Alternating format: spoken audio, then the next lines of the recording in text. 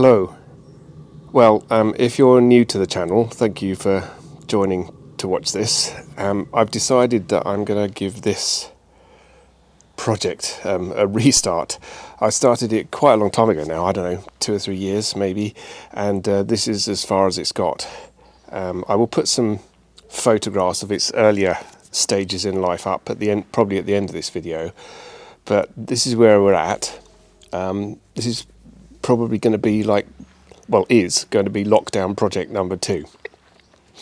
So I've just dragged it out of the shed to remind myself of all the things that need doing, and I'm just going to go through those with you now. So it's a BMW K75 3-cylinder 750, don't know how many horsepower, and the reason I started building this is I saw a picture of one that a guy had built in Estonia that looked great to me, and this is it was for sale, but it was like he was asking like 15,000 euros or something. I did actually get to go and see the bike just by chance, but yeah, I decided I'd never built anything custom before, so this is my, I guess now, second attempt. Now I've tried the BSA, but this is slightly more involved than the BSA. So yeah, the back is it's a C registered, whatever bike that is, BMW K75. The front is a Suzuki GSXR K6, K7, 600 or 750, I think they're all the same, so front end. And I had a lot of help. To get this far, I've had a lot of help. I couldn't weld at all for toffee, so I've had the frame, the subframe part has been modified. All of this is special. This suspension arrangement, for those of you who know, normally that it's a sort of standard monoshock arrangement on the side here, goes up here on the standard bike. So this is kind of special arrangement, and it was the idea was copied from this Estonian bike that I saw. So I had someone do that for me and modify the subframe, and he did the forks for me while I was at it. So all I've done at the minute is kind of moved it around and had other people do work for me. I fitted new tyres. So the front tyre is a rear tyre fitted on backwards, and the rear tyre is a rear tyre. I've never run the engine, so I've no idea if it works or anything yet. The radiator was missing, so I sourced one of those. I think I've got a feeling that came from America. I just happened to be in America and one came up. I can't remember.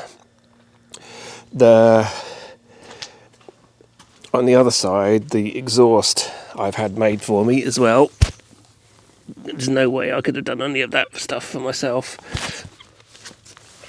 Well, actually, I might have been able to tackle it now, having got a bit better at doing these sorts of things, but at the time I had no clue how to do that.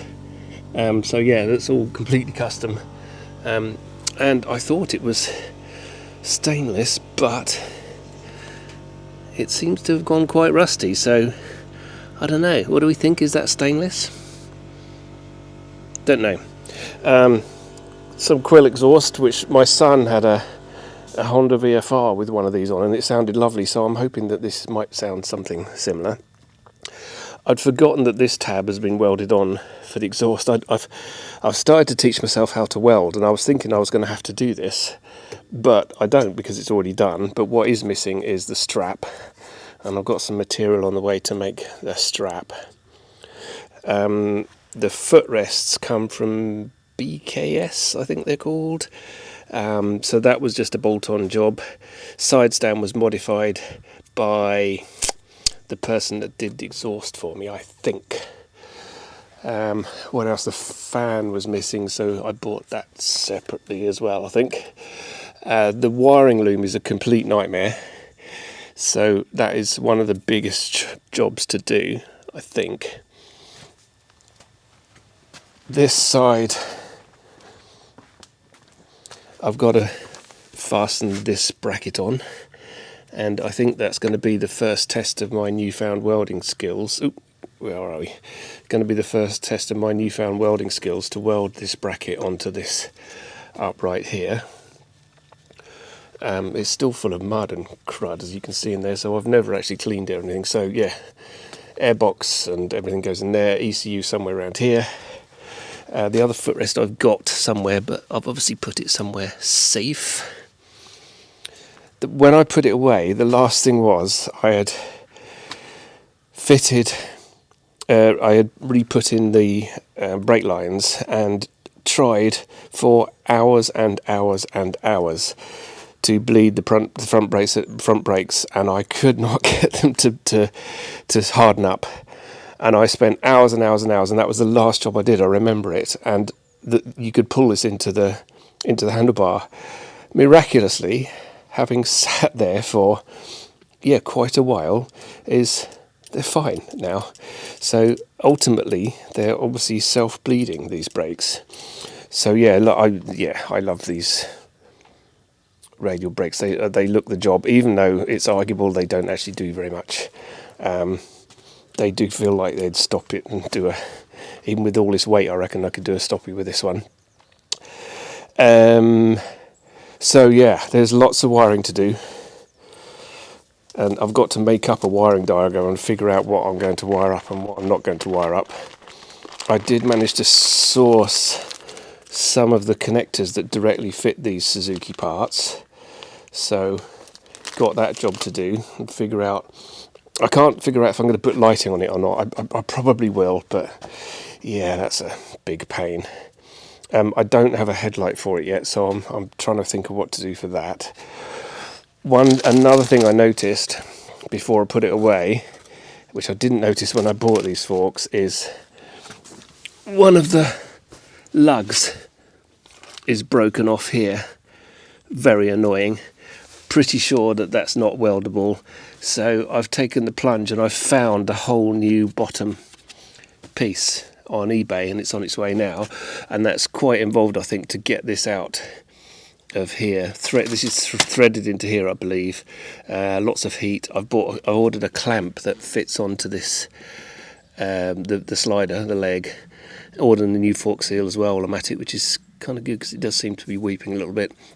So I'll definitely rebuild this fork leg, and then the other one we'll see. So that's the list. Rebuild the fork leg, put wire at the clutch. The throttle is sort of connected, but it's, you can see I need to make some kind of special adapter, turn up a piece to go in there. Got to figure out how to fit all the electronics, which is no mean small feat. So the ECU and everything, got to find a place for that. Battery, coils, ignition, all that. I think I'm going to make a whole new wiring harness for it. Whole new. I've got, this is the ECU connector. So some of it's wired up already, but there's a lot to do wiring wise. Indicators. But the first thing I want to do is move it towards getting the engine working, because, as I say, the engine is a complete unknown to me. Never started. I don't even know if it's. I don't even know if it turns over, if it's seized. So that will be something to find out.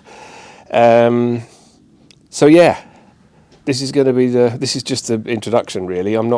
It's a pretty miserable day today, so I'm not going to do very much. I'm just sort of going through the list of things that I need to get for it, and make a start.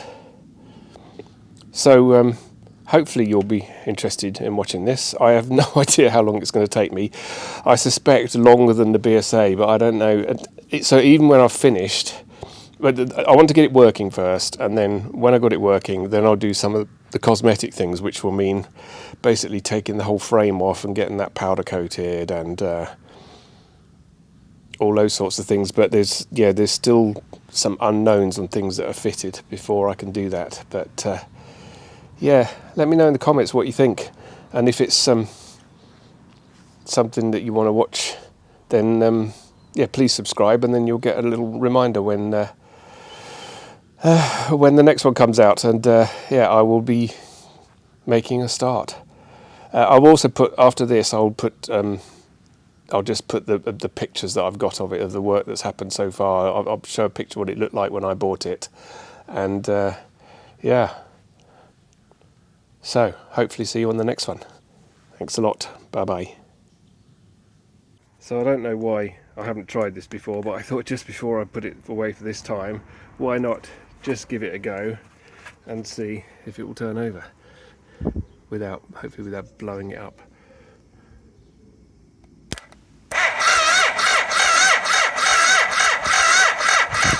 Wow, it turns over. So yeah, don't know why I didn't do that before. Anyway, yeah, that was a very quick update, and hope there'll be more soon. Cheers, bye bye.